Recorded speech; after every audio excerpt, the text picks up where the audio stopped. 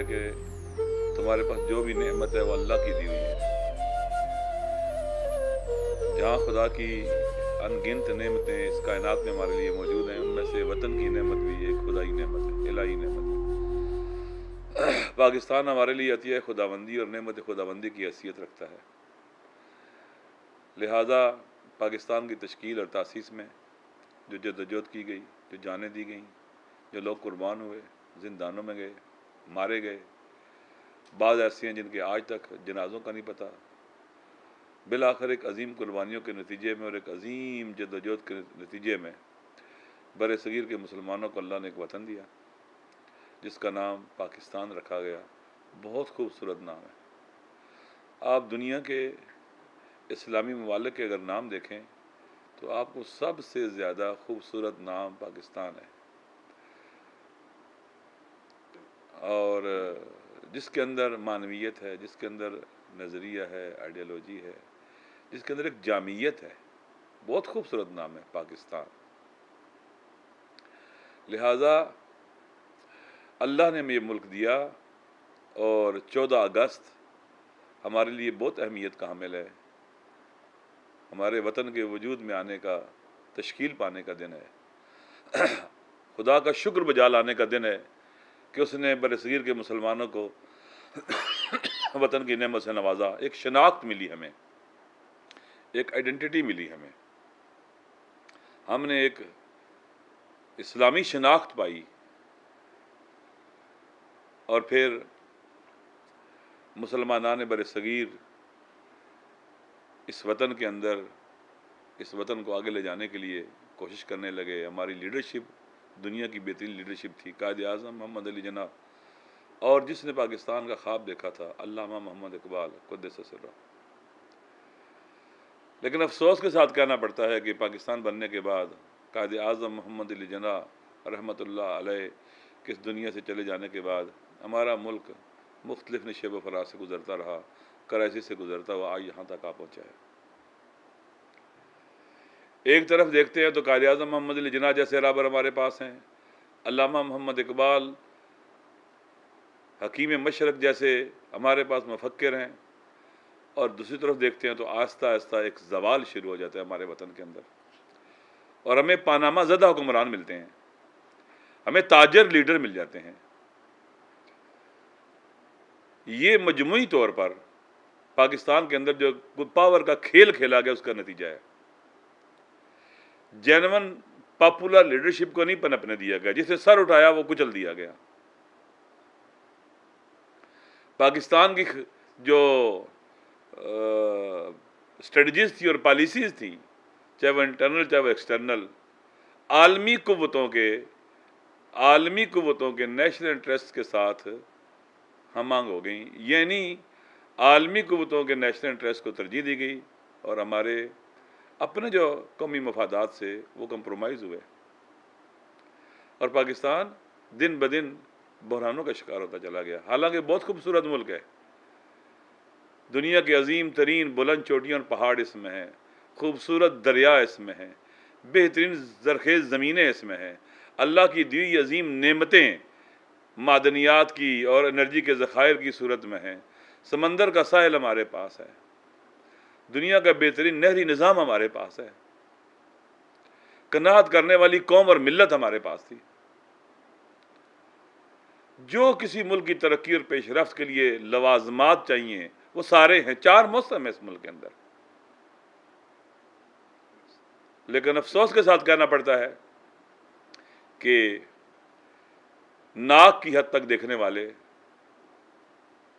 حکمرانوں نے اس ملک کے تعلیمی نظام ہو، اس ملک کا معاشی نظام ہو، اس ملک کی اخلاقیات ہوں، تہذیب و تمدن ہو، ہمارا کلچر ہو، ہر چیز پر کمپرومائز کیا ہے اور اس کو نقصان پہنچایا ہے، جس کے نتیجے میں آج پاکستان کے عوام 14 اگست اس حال میں منا رہے ہیں کہ ہمارا ملک مشکلات کا شکار ہے.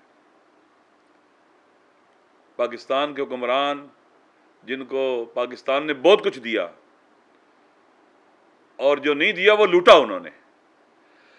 ابھی تک ان سیر نہیں ہوئے، ان کے پیٹ نہیں بھرے، اور اس ملک کو تباہ و برباد کرنے کے در پہ ہیں۔ آپ نے گزشتہ 3-4 دن میں جو کھیل اور ڈونگ رچایا گیا ایک نااہل سابقہ پرائم منسٹر کی طرف سے، جھوٹ بولنے والا، جس کو بہت زیادہ وقت دیا گیا اپنی تمام چیزوں کو جسٹیفائی کرنے کا، نہیں کر سکا، جو پارلیمنٹ کے اندر اور ٹی وی چینلز کے اوپر آ کر، قومی ٹی وی چینل پر آ کر قوم سے خطاب کر کے جھوٹ بولتا رہا۔ اب وہ لوگوں کو یہ بتلا رہا ہے کہ میں نے تو کوئی کرپشن ہی نہیں کی۔ بھائی آپ جب سیاست میں آئے تھے 80s کے اندر، اس وقت آپ کے پاس کیا تھا اور آج آپ کے پاس کیا ہے؟ آج تو آپ کے بیٹے بھی بلینر ہے۔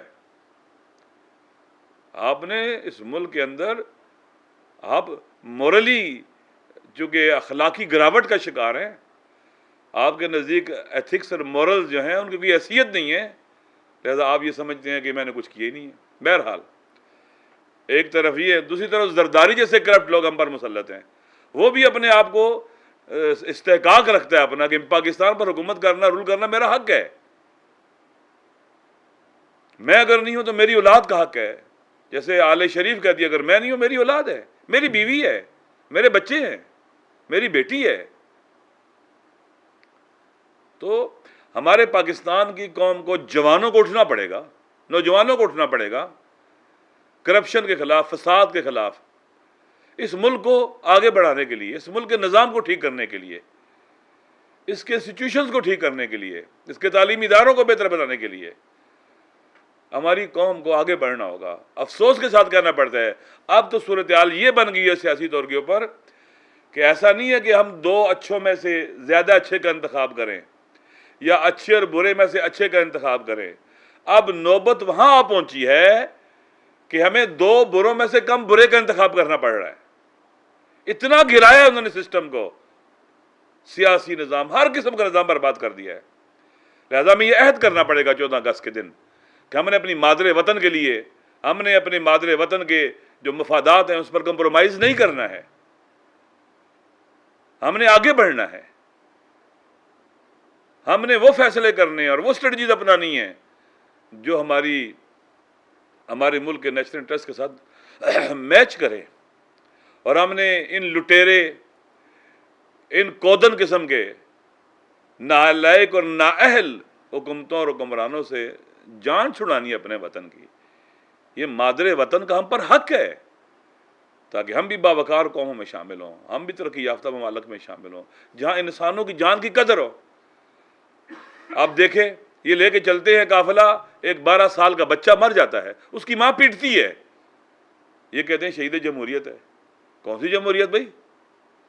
یہ جمہوریت نہیں ہے، یہ ریسٹوکریسی بھی نہیں ہے، یہ افلاطون اور ارسطو کی اصطلاح میں اولیگارکی ہے، جہاں پر ایک سرمایہ دار طبقہ اپنے سرمایہ کے بل بوتے پر سیاسی طاقت اپنے ہاتھ میں لے لیتا ہے اور اپنے مفادات کا تحفظ کرتا ہے، ہر چیز میں کمیشن کھاتے ہیں، ہر سودے میں قوم کو بیچتے ہیں اور قوم کا نقصان کرتے ہیں۔ لہذا یہاں کوئی جمہوریت نہیں ہے، اس دھوکہ دیتے ہیں۔ دیکھیں یہ بازیگر ہیں، جب وہ بچہ مر گیا اس کے گھر جاؤ، اس کے جنازے میں جاؤ، اس کی قبر پر جاؤ، کوئی نہیں ہے، آپ کو تو اپنے شوق کی پڑی ہوئی ہے۔ لہٰذا پاکستان کے عوام کو 14 اگست کو یہ فیصلہ کرنا پڑے گا، جس جذبے اور ولولے کے تحت انہوں نے پاکستان بنایا تھا اور آگے بڑھے تھے، ایک اسی جذبے اور ولولے کے ساتھ ہمیں آگے بڑھنا ہوگا۔ ہم نے تقسیم نہیں ہونا، ہم نے مسلکی تقسیم کا شکار نہیں ہونا، ہم نے لسانی تقسیم کا شکار نہیں ہونا، ہم نے ایتھنک بیسوں پر تقسیم نہیں ہونا۔ ایک گلدستہ بنانا ہے وطن کے بیٹوں کا، خوبصورت گلدستہ بنانا ہے، اور ایک قوم اور ملت بن کر آگے بڑھنا ہے ہم نے۔ اور انشاءاللہ اگر ہم کوشش کریں گے اللہ ہماری مدد کرے گا، ہم کامیاب ہوں گے۔ خداوند متعال کی بارگاہ میں دعا ہے کہ خالق کائنات ہمارے وطن عزیز کو کرپٹ حکمرانوں سے، فاسد حکمرانوں سے، ظالموں سے، قاتلوں سے، جنہوں نے ماڈل ٹاؤن کا قتل عام سب کے سامنے کیا، جو اسامہ بن لادن کے دوست تھے، جو طالبان سے مذاکرات کرنے والے تھے، دہشت گردوں کے ساتھ بات چیت کرنے والے تھے، جو ہمیشہ گٹھ جوڑ کر کے الیکشن کو جیت کر نہیں خرید کے ہم پر مسلط ہوتے ہیں۔ خداوند متعال ہمیں ان سے نجات دلائے، ہمیں عادل حکمران دے، ہمیں واقعاً کریم اور نجیب حکمران دے، ہمیں ان فرعون صفت حکمرانوں سے نجات دلائے جو یہ سمجھتے ہیں کہ ہم ہی حکومت کے لیے پیدا ہوئے ہیں، باقی سب رعیت ہیں، باقی سب اس لیے ہیں کہ وہ ہمارے خدمت گزار بنے اور ہمیں ہم ان پر مسلط رہے اور ہمارے محکوم رہے، ان پر سواری کرتے رہے۔ لہٰذا خدا کی بارگاہ میں دعا ہے کہ اللہ تعالیٰ ہمیں 14 اگست کے دن دعا ہے کہ اللہ تعالیٰ ہمیں نیک حکمران دے، عادل حکمران دے، خدا مطالعہ میں ظالم، فاسد، فرعون اور نمرود صفت، شداد صفت حکمرانوں سے نجات دلائے، اور ہمارا وطن امریکی بلاک سے نکلے، آل سعود کے بلاک سے نکلے اور ریجنل بلاک کے اندر آئے، اس بلاک کے اندر آئے جو عالمی استکباری قوتوں کو فیس کر رہے ہیں، ان کو شکست دے رہا ہے۔ اور مجھے امید ہے انشاءاللہ کہ ہمارا وطن ایک دن ضرور آئے گا کہ یہاں کے حالات بہتر ہوں گے اور ہم ایک باوقار قوم اور باوقار ملک کی حیثیت میں دنیا میں